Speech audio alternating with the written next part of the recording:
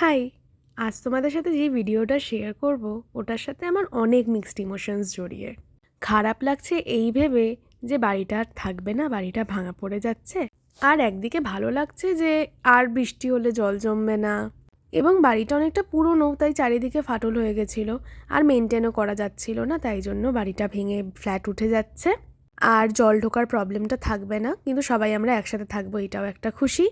চলো তোমাদের সাথে আজকে আমার পুরনো ভাঙা বাড়ির একটা ট্যুর দিই। দেখো ছাদটার কী অবস্থা হয়েছে।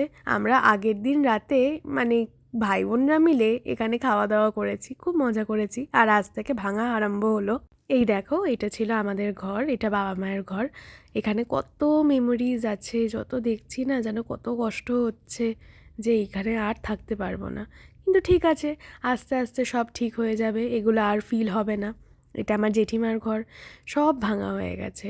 এটা হচ্ছে রান্নাঘর, যেটার চালটা আর কি ভেঙে দেওয়া হয়েছে। এবার মেন পার্ট, এটা হচ্ছে আমাদের বহু পুরনো ঠাকুর, বহু পুরনো।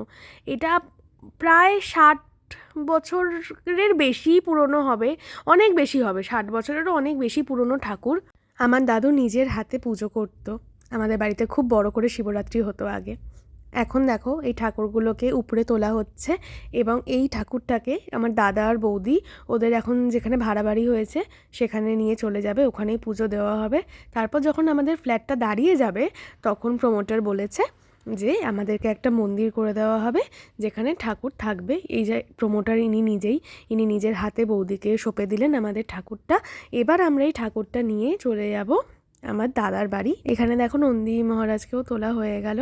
এবার আমরা যাব দাদা বৌদির বাড়িতে টোটো করে, এগুলো রেখে দিয়ে আসবো। দাদা বৌদির কাছে সযত্নে থাকবে শিব আর পার্বতী আমাদের। তারপর তো ফ্ল্যাটে পুজো হবেই। চলো আজকের ভিডিওটা আমি এখানেই এন্ড করছি। ভালো লাগলে একটা লাইক করে দিও। খুব ঠান্ডা লেগেছে তাই গলাটার অবস্থা এরকম। চলো টাটা।